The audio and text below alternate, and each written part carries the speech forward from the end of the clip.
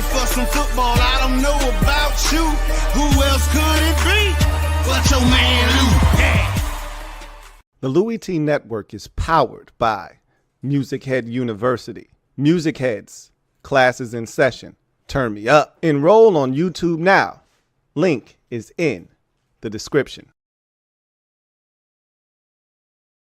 Who else could it be but me, your man, Louie T? Welcome to Monday Night Football Overtime. The final Monday Night Football Overtime of the regular season. As you know, there will be a Monday night playoff game or two. Don't recall there being two last year, but I think there were two last year. I was told there were two last year. You know, they do the super wild card thing now, but this was the last regular season Monday night game. And you know what? It's a damn good one. On paper, when the NFL put this schedule out, they thought they were getting a banger at the back end of this schedule. Two behemoths going at it. The Lions and the 49ers did battle in the NFC Championship game a season ago. Lions fell short after blowing a 24-7 lead and ultimately lost that game. And the 49ers went on to the Super Bowl. And so, yeah, there was probably a little bit of a bitter taste in the Lions' mouth due to that loss. And the NFL thought that this was going to be, 12-4, up against 11-5 at this point of the season, or 10-5 up against 11-4, or something like that. And one of those teams held up their end of the bargain in the Detroit Lions. 49ers, not so much. Vikings won yesterday, meaning the Lions had to win this game to take back over possession of first place. Whether they won this game or not, it didn't matter. Had they beaten the Vikings next week at home, they'd still win the NFC North division. But as it stands right now, this Lions team is a machine. And it didn't start well for them tonight. And defensively, we know they've got issues because of all of the injuries. So they can be had. But with the way that the 49ers have been struggling to score, you didn't think we'd have a 40-34 shootout like we ultimately did tonight. Really interesting how this game played out. Didn't see this amount of points coming, obviously, and didn't see this type of fight from the 49ers. Now, I thought they'd be competitive, but not to the very bitter end like they ultimately were. My wife was like, this is going to be a garbage game. And I said, why you say that? I was like, the 49ers are still tough. They're going to compete. I didn't expect them to put up the type of fight that they put up tonight, though. I think Kyle Shanahan hates Jake Moody. I just always look at Shanahan's reaction after Moody misses again, and he's been awful this season. And they spent the third-round pick, and I've always said this, do not spend a pick higher than a fifth-rounder on a kicker or else. And every time a team drafts a kicker extremely high, like the Bucks did Roberto Aguayo, generally that kicker turns out to be hot-ass garbage because you broke a rule. Jake Moody is trending in that direction. He can't hit a backside of a barn right now. And in a game that they ultimately lost by 6 points, he missed 2 field goals and an extra point. And I think Kyle Shanahan has had it up to here with Jake Moody. He threw down the tablet last week after he missed a field goal against the Dolphins. He's been missing kicks all season. I think he probably hates Jake Moody at this point, but I digress. Let's start with the Lions. It's more about them. They're now 14-2 after this 40-34 victory. They're just a fun team to watch. They had the hook and lateral in this game. And they do it at a time in the game where it's not obvious that you might be doing something tricky. They just do it in the flow of the game. Like last week, they did the stumbling play where it looked like they fell on the ground. the running back falls, Jared Goff stumbles, and then throws the touchdown pass to Sam Laporta, right? They do the hook and lateral in this game, and it worked to perfection with Jameson Williams down the sidelines. Jahmyr Gibbs is a problem. He's a beast. And he had another good night tonight. Jameson Williams had a big night. Goff continues to play really good football. 3 more touchdown passes, no interceptions. That was the real difference in the game were the turnovers. And, you know, the Lions are going to be the Lions. They were aggressive on 4th down. They got denied once from on a 4th down, and they scored a touchdown, a pivotal one at that, on a 4th down to Amon-Ra St. Brown for a touchdown. But when it's all said and done, their ability to take the football away late is what ultimately swung this game in their favor. There were some big penalties called on the 49ers, negating some big plays that they had made. Kittle was having himself a night. He had a couple of big plays negated by penalty. And that helped out Detroit as well. But the 2 interceptions, including the last one by Kirby Joseph, what does he have now in the season? What does he have? 8 interceptions now? Like, he's playing at an all-pro level, taking the football away at a ridiculous clip this season. Him and Branch might be the best safety, combo in the NFL right now with the way they're playing the safety position. Those 2 guys are problematic. And I love the Merton Hanks celebration.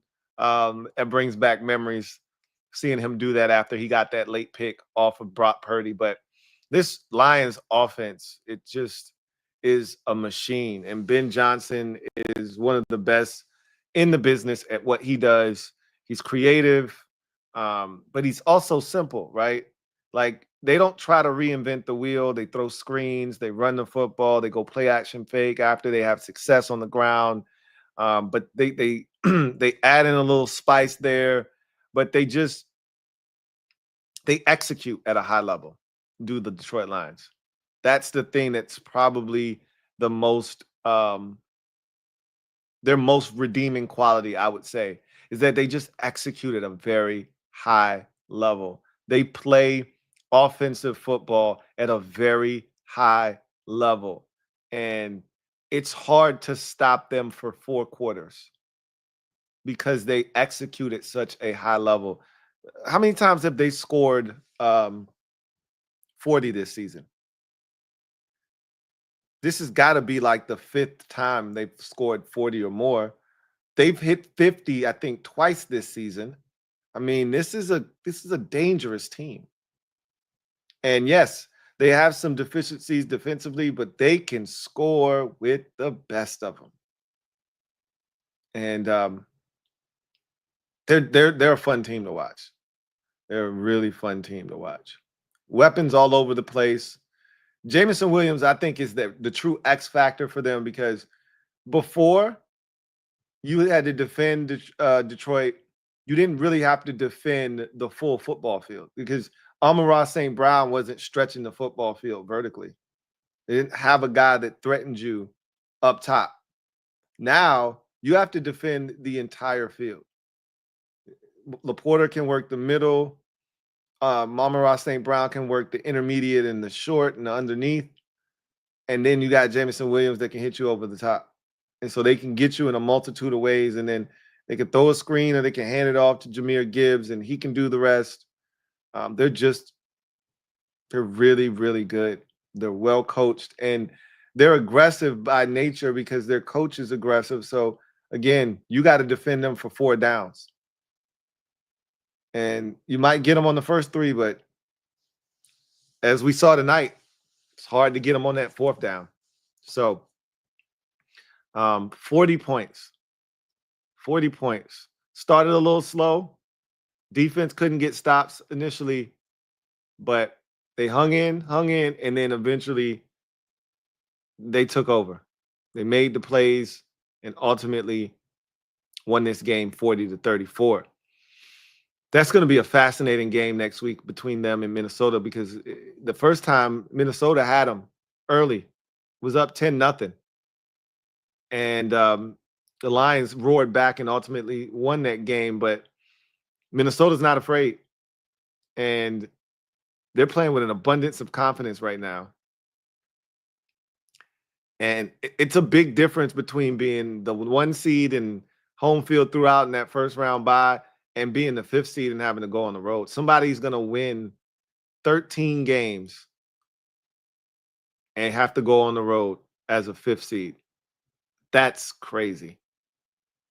Utterly crazy. Pure nonsense. But, or excuse me, somebody's going to win 14 games and end up as a 5 seed on the road against a 4 seed that is probably going to be at 9 or 10 wins. So that's incredible. But that's where we are. So that's a big one next week. And I imagine that that's going to be the Sunday night game now. Now that the Rams have clinched and that Seattle game isn't of as much importance, I assume that this Vikings-Lions game will be the season ender on Sunday Night Football next week. So can't wait to see that one. But if you're a 49ers fan, this, to me, every game now, to finish out the season is a referendum on Brock Purdy. Like, you know who he is, but you want to see him make those winning plays. It hasn't been a great year. You've dealt with injuries, but you want to see him overcome those injuries and, make a statement, elevate those around you. Because they got a big decision to make. They're going to have to ante up and pay him a bunch of money. And you just want to feel good about your investment. And when he threw that pick to Kirby Joseph and they put the camera up on John Lynch, he wasn't very thrilled. He wasn't happy at all with that interception taking place.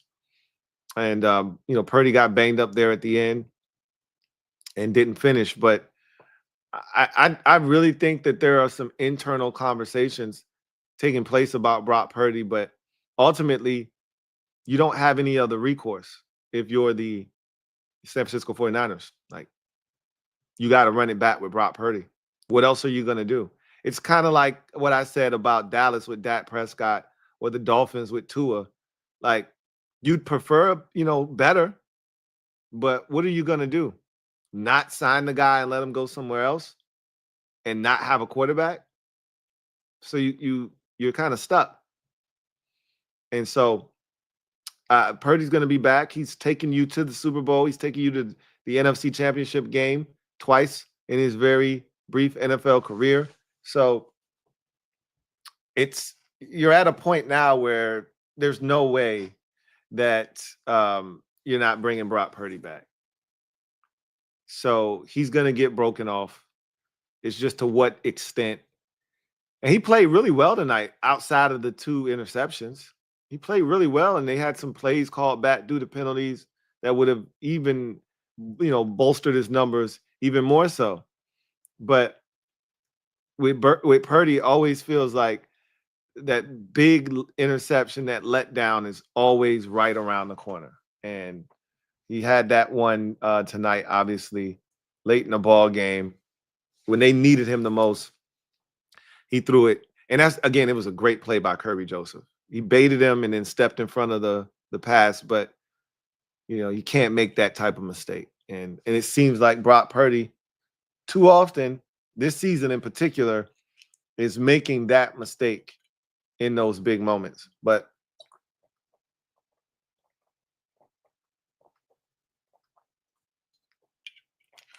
when you're in a lost season, you look for bright spots, things you can kind of hang your hat on and say, hey, well, at least I got this guy. And, we've talked about the 49ers on this program multiple times because they've been on primetime multiple times. And, one of the things that we sung the praises of the 49ers for was the draft class of players. Mustafa out of Wake Forest, the safety, looked good again tonight, flying around the football field. Dominic Pooney has had to play a lot and has played well at times. They highlighted the 5th round linebacker out of TCU who was getting a lot of run tonight and flying around. Obviously, Ricky Pearsall, dealt with the adversity of getting shot in the summer, but has bounced back, and he looks really good. He played his ass off tonight, and he was the reason. Like, I thought they were going to move on from Brandon Ayuk. I thought that's what they drafted him to be, the replacement for Brandon Ayuk. But maybe he's the replacement for Deebo Samuel. But speaking of Deebo, they've been really trying to utilize him in a multitude of ways. Kickoffs, they've been handing it to him a ton, almost more so a running back at this point than he is a wide receiver. So it's pretty fascinating to kind of see how that whole situation has unfolded with him just really being a football player, an athlete, if you will, with the way that they're utilizing him. But this defense couldn't get stops tonight, not consistently enough. And the offense, they put up a hell of a fight. They really did. But unfortunately for them, to no avail, because the defense couldn't get stops consistently enough, and they turned it over. And they had some untimely penalties, as I mentioned. And Jake Moody missed 3 kicks, including 2 field goals. Granted, one of them was like from 58, granted, but he's capable. That's why you draft him in the 3rd round, because he's capable of making a 58-yard field goal. He just missed, and then he missed another one, and then he missed the extra point. And again, in a game that you ultimately lose by 6 points. I just told you that Jake Moody accounted for 7 points not being on the scoreboard. So it's been a tough season for the 49ers. Tough season for Kyle Shanahan and company. They've been spoiled here of late. So this was a very humbling season, to say the least. But they'll bounce back. They always do. They always do. So with that said, let's get to the comment section. But before we do that, let's go inside the odds, brought to you by Bet US. Inside the odds.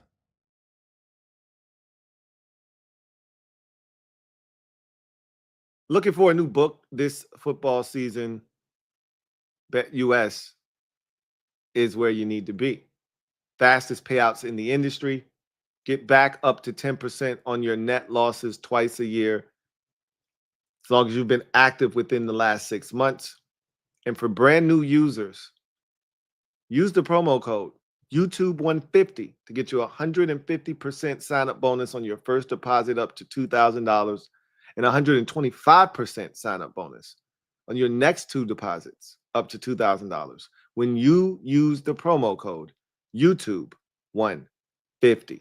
So, non-related to tonight's game, but we have 2 divisions still up for grabs, and pulled this off of the Bet US website. You can do a lot of things on that site, including using their prop builder tool to really give yourself a great chance to make some money and put some bread in your pocket.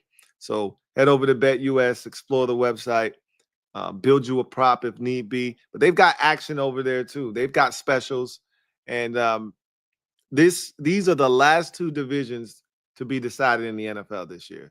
The AFC North, which we're going to crown a winner of that division on Saturday. Both games in the division will be played on Saturday, right? So you'll get Steelers, Bengals, and Ravens, Browns on Saturday in doubleheader fashion. And then the other division, the NFC South, you'll get those games, I believe, at 1 o'clock on Sunday. But as you can see, the Ravens are the runaway favorite to win the AFC North. That Steelers at plus 2,000 is really interesting because the Ravens have lost to the Browns already this season. The Browns play extremely hard. DTR, he stinks, but Jameis would give them a better shot to win. I kind of see why the odds are the way that they are, because they're not beating, they being the Browns, aren't beating the Ravens with DTR at quarterback. But the Steelers feel like they're sort of walking into a trap against Cincinnati, but they're at home. So that division is really interesting, because that plus 2,000, that's a, I actually think that's a good opportunity to maybe make some money there. I think the Ravens are going to win the division, so that's the reason why it's set like that. But anything can happen. It's not like the Steelers need a magical, occurrence to take place. They just need to win and the Ravens to lose. Meanwhile, in the NFC South, the Falcons are at plus 750 and the Buccaneers are at minus 1,600. This too feels like an interesting opportunity to put, like, Michael Penix Jr. is the real deal. He looks good. They're going to beat New Orleans or the Atlanta Falcons, or excuse me, the Carolina Panthers. They're going to win that game at home. But you expect Tampa to win against New Orleans at home, but stranger things have happened. So feels like the Bucs are in the driver's seat and that they're going to win that division, but who's to say? I just know the odds, not that bad. If you wanted to slap down a few bucks, not that bad. Anyway, I digress. Big shout out to BetUS for sponsoring this stream. So let's get to the comment section. And let me explain to y'all how this works in case some of you are unaware. If you want your comment read on the air, use that hashtag LouieTLive. If your comment is pertinent and time permits, we will get to your comment and react to it. However, if you want to ensure that your comment is read, use the super chat function. Not only do you get your comment on the screen and read and reacted to, but you also jump to the front of the line and you ensure that your comment is read. So with that said, let's get to the comment section. We start with HTTR Carson. Thank you for the super chat. Greatly appreciate you. HTTR Carson writes, cheers to the offs. Watching since 2018. Thanks, Lou. Cheers to the off, man. Cheers. Feels good, feels good.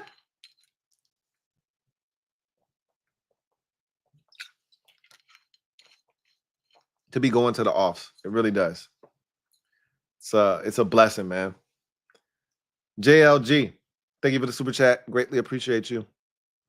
Thank you for being a member of the MOBB. JLG writes, what's up, Lou? What's going on, JLG? Haven't paid much attention to the 49ers this season. What would you say is the reason that they haven't been as competitive this year? Is it Purdy, injury? I'd say it's a little bit of both, but really the injuries have been the biggest thing. I mean, you put Christian McCaffrey in that backfield, and it changes things drastically for them if he's healthy. You take, Brandon Ayuk, who wasn't having a great season, I'll admit, prior to the injury, but you put him back in that offense and it changes who they are dynamically. You take Trent Williams and you put him back on that left side, it changes who they are drastically. Like they have had a ton of injuries this season that have really hurt them. And again, I don't think Brock Purdy is one of those quarterbacks that elevates those around him necessarily. So you start taking weapons away, you're putting more pressure on Brock Purdy to lead you to victories, and he's not really built for that. So I think it was a combination of the two, but the injuries have really hurt them. It really decimated their season a ton.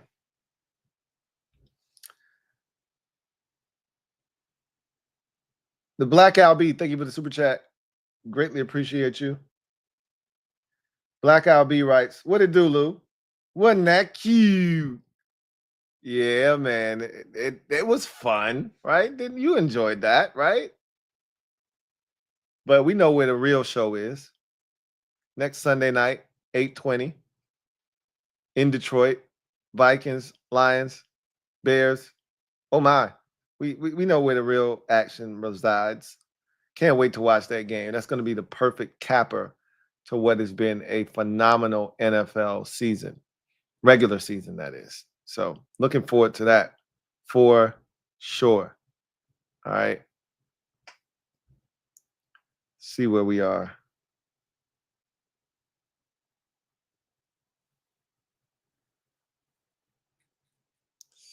So John Wynn says, I'll tell you what, from yesterday, you didn't beat Atlanta Falcons. You actually destroyed my Seahawks team after Seattle eliminated your first round of the playoffs. So I know you were confident that the Seahawks were going to make it to the playoffs, but it wasn't meant to be this year. I just don't think that the Seahawks, after that 6-3 game against the Bears, were a playoff team. Just didn't feel that way. Derek B. Writes, Jameer Gibbs pass pro has me giving B-Rob the side eye. Jameer Gibbs is just the complete package, man. He's so good, right? So good. And, a lot of people love to throw the whole scat back, because he's fast. He's physical too.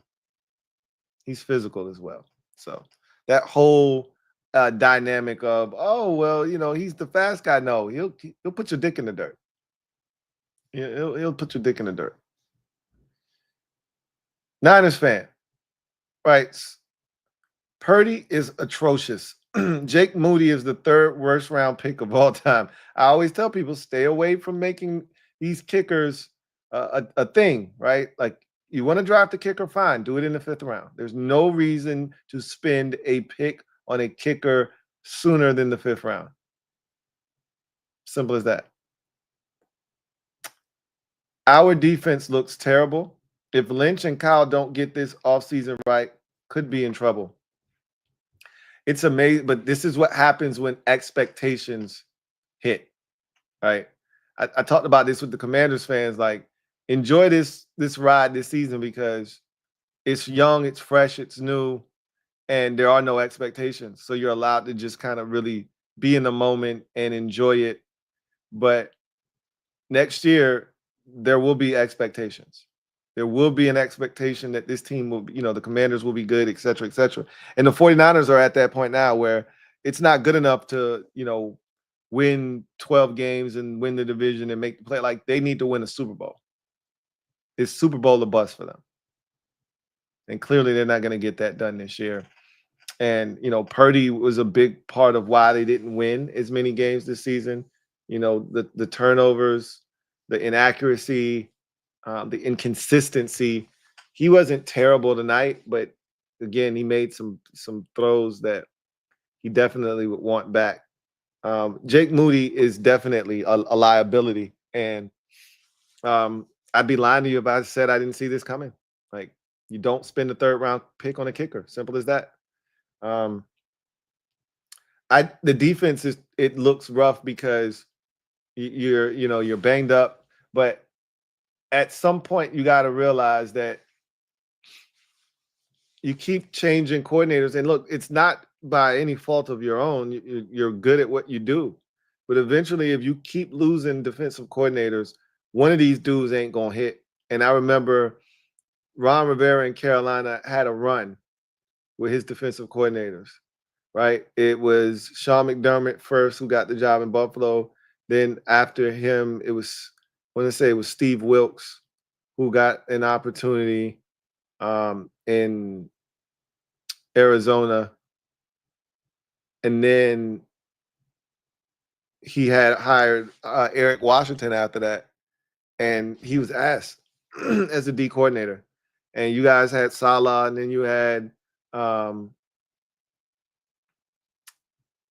the Texans coach, and eventually you're gonna run out of gems, right? Eventually, and I think that's kind of where you are. if Lynch and Kyle don't have a big offseason, they could be in some trouble. I just don't buy that. I don't. It may feel like it to the fan base that they should be, but I don't feel like they are in trouble if this offseason doesn't necessarily go as planned. But I could be wrong. I could be misreading the situation. But it kind of feels like I don't want to say they have a lifetime pass because they haven't won anything, but the fact that they've been to the NFC Championship game 3 years in a row, been to the Super Bowl twice. Now, they haven't won any of them, but this group has largely played really well. Kyle Shanahan has won 10 or more games 4 times in his career as the head coach of the 49ers. And I don't think one bad season after going to the championship game 3 years in a row, with the injury excuse being there, I don't think an offseason that is not great is going to put them in the hot seat. I don't, but we'll see. Spence Callis, thank you for the super chat. Greatly appreciate you. Thank you for being a member of the MOBB, who writes, I forgot, Lou, how many wins do we have again? We got 11 wins. Cheer! First time since 1991. Doesn't it feel great? Doesn't it feel great? Yes, indeed. Yes, indeed. All right. Let's see. Niners fan says, is Purdy's arm weaker than Tua's? I don't think so. But they're not that far apart. But I think his arm is probably just a tad bit stronger than Tua's. Niners fan writes, only positive is that Ricky Pearsall looks like a baller. He's everything that I thought he would be coming out of Florida. He's a problem. I like him a lot. Which is why I was shocked that you gave. But again, you didn't know this. You couldn't have known that Ricky Pearsall was going to turn out to be what he ultimately has been. But, I mean, that's kind of why you drafted him, right? So I thought that's what the point was of drafting him, was to move on from Brandon Ayuk. But I was wrong, obviously. Ebad Shamim, writes, this is why you drafted kicker at earliest in the 6th round. What a wasted pick by the 49ers. Again, I'm cool with the 5th round, right? Anything 5th round or later, I'm on board, but never would I draft a kicker before then. And he's really kicking their ass right now, is Jake Moody, with his inaccuracy right now.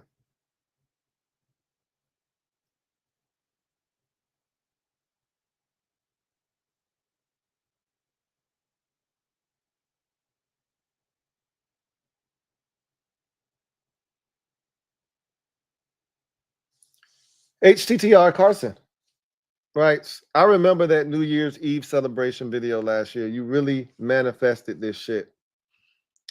Man, I need to go back and watch it again. But, man, it feels good to be where we are right now. Who would have thought? Who would have thought we'd be here? Crazy. Crazy, crazy, crazy. We live in some crazy times.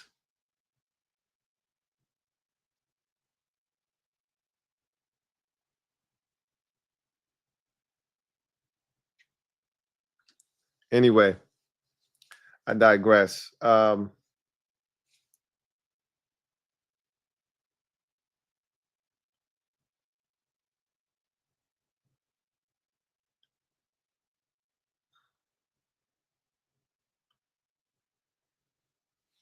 Samuel S. says, did you see Jake Bates looking sus on the sideline? Lou, LOL.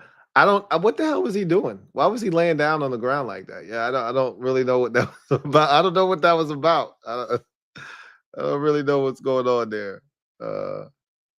Anyway, I digress.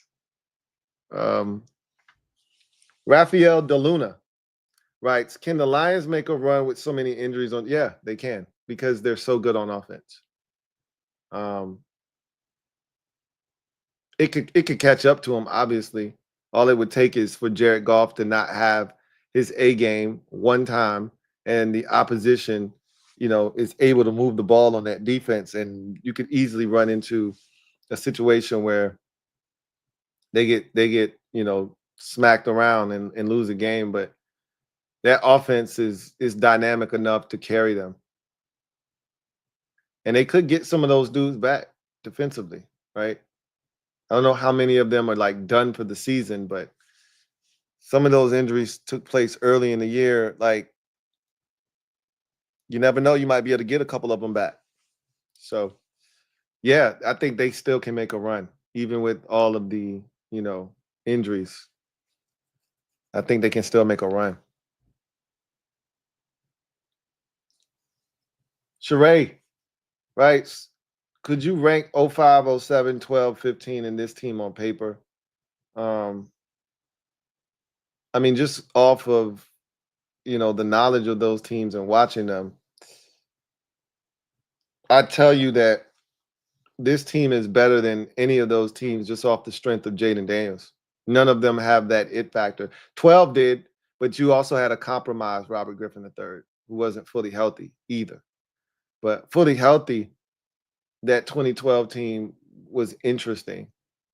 But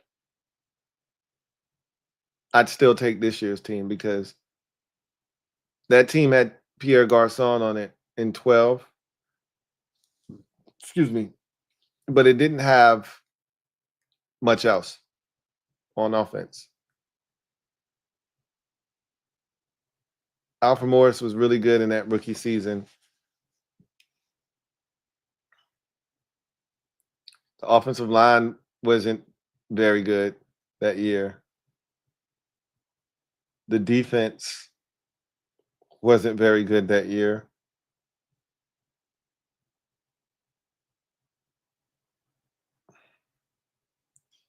I'd say, ranking those teams, I'd say this year's team, the 05 team, the 12, and then 07. I go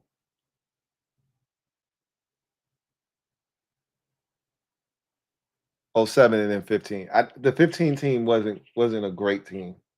They had really good offensive talent, though. Really good offensive talent. But defensively, they were awful in 15. That'd be my guess. Comasel Brown says, I can't remember. Do we be trying to throw screens to Rodriguez or McNichols? Not really, no. I think they may have thrown a screen to McNichols. They've never thrown a screen to to Chris Rodriguez. That's not something that they would do. Rafael Del Luna writes, is Purdy the future of the 49ers?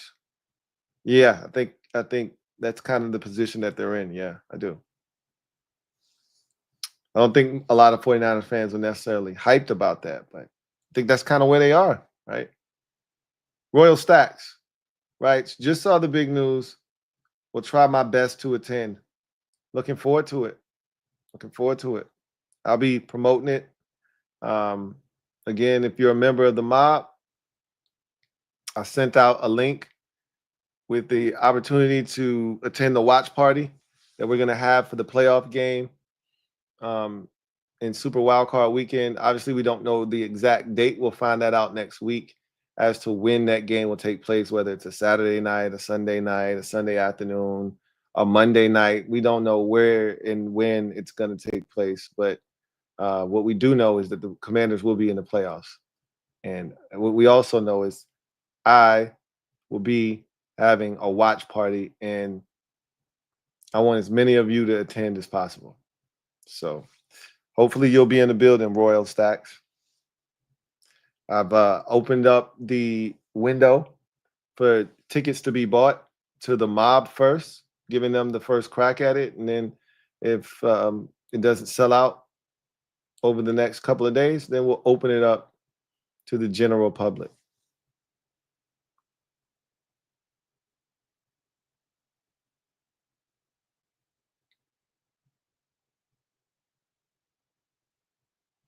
Frankie, yo, thank you for the super chat. Greatly appreciate you. Thank you for being a member of the MOBB, who writes, the Lions offense is straight up like if someone is playing Madden on rookie difficulty. Only team I don't favor is against if we see them in the playoffs, in the offs. Yeah, it doesn't seem like it's very easy for them on offense. It does. I agree with that. Seems like it's very easy on offense for them. Super easy. So I don't necessarily disagree with that assessment.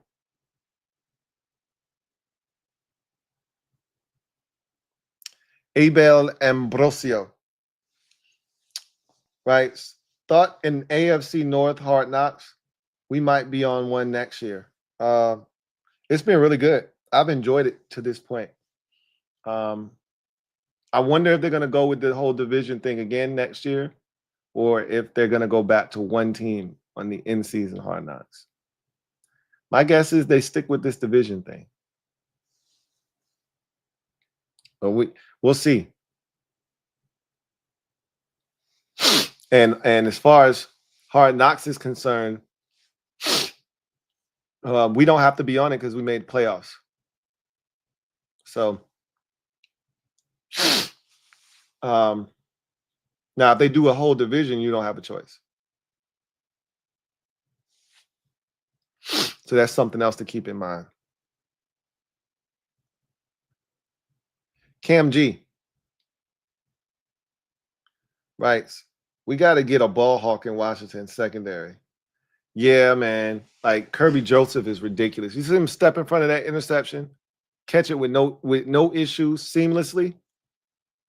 We don't have guys like that. That's what I talk about when you hear ball is life, you think about guys taking it away. We don't have that. We don't have that. We need to get a guy. Like, I don't necessarily know if it needs to be a safety, but corner, we need somebody that's going to take it away.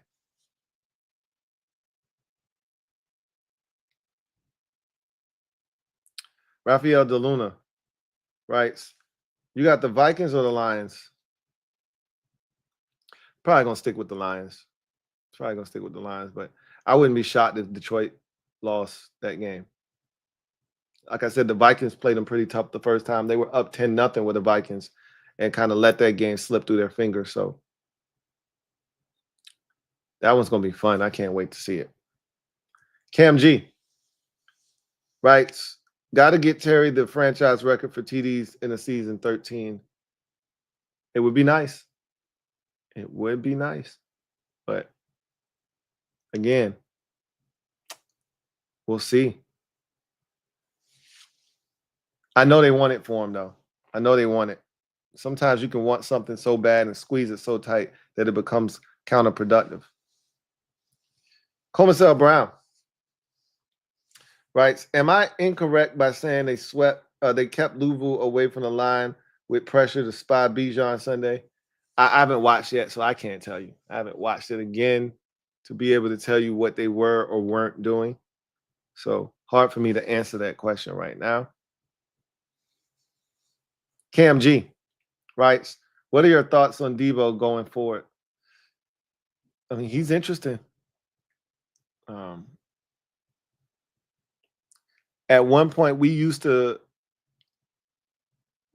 talk about him, Trent Williams, and George Kittle as establishing like the 49ers identity of that toughness and that physicality, and really hasn't had a ton of opportunities to showcase that as a receiver, but they've been handing it to him a little bit more and using him on kickoffs a lot more. So there's still value in Deebo Samuel, but this was definitely, I'd be lying to you if I said this wasn't a disappointing and a down year for him.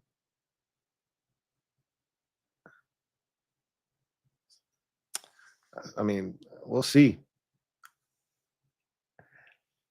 I still think he's a 49er, but there's a lot of chatter around him. I wouldn't be shocked if they tried to move him this offseason if they could get, good value for him. But I don't see him going anywhere. But out of necessity, I think we've seen him touch it as a back a little bit more this year. I think you get McCaffrey back and, Jordan Mason and all those other guys. I think you see less of him in that role and more of him at the receiver. So I think he's kind of doing what he needs to do right now. Sheree says, are the Steelers and Texans the two worst playoff teams right now?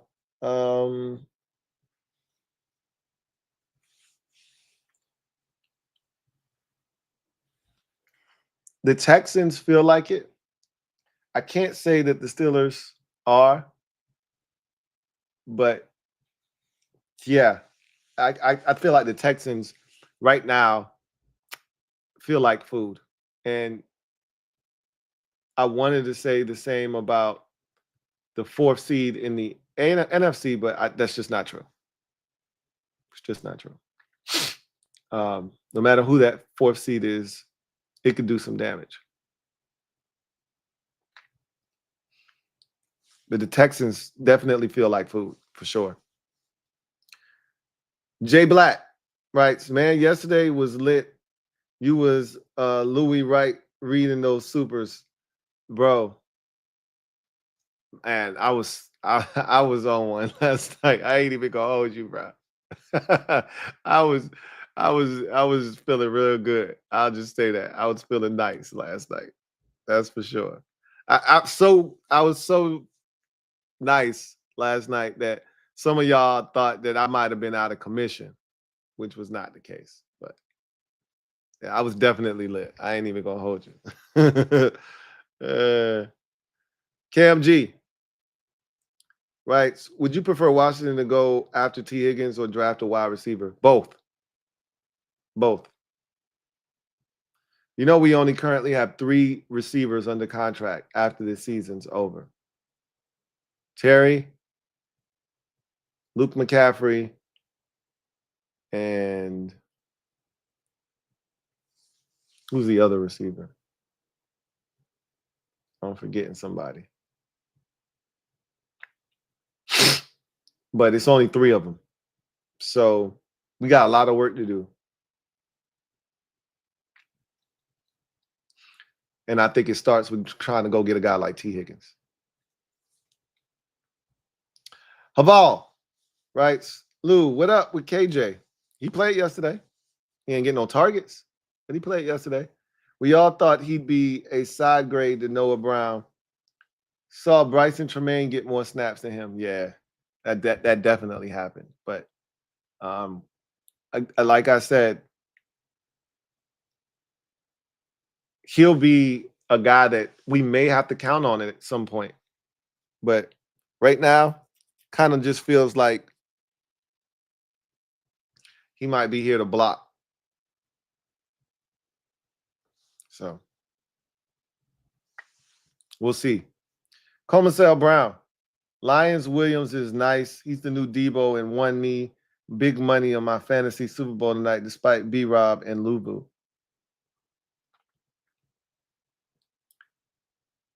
Jameson Williams is a vertical threat. He's dynamic, and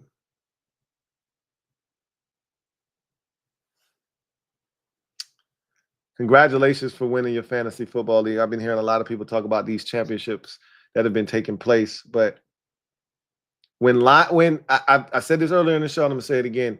When he is healthy, when Jameson Williams is healthy, it is the X factor for the Detroit Lions, because he brings something to that team that they lack without him. And that's the ability to stretch the football field vertically. He's so dynamic. You saw it on that hook and lateral play where he gets it at full speed and nobody's going to catch him. Nobody's pushing him out of bounds. None of that. Now, that was a wicked block behind that. I'm surprised they didn't call something there, but Yeah. It is what it is. So that's going to do it for me, your man Louie T, here on the Monday Night Football overtime.